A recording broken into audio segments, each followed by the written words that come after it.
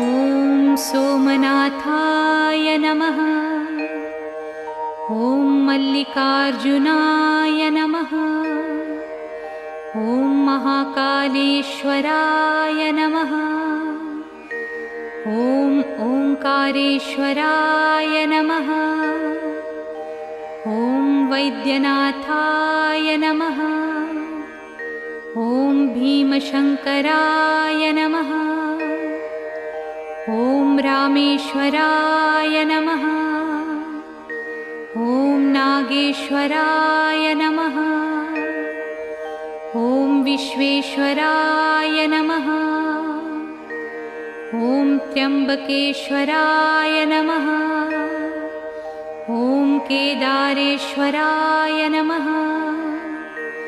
ॐ भुस्मेश्वराय नमः।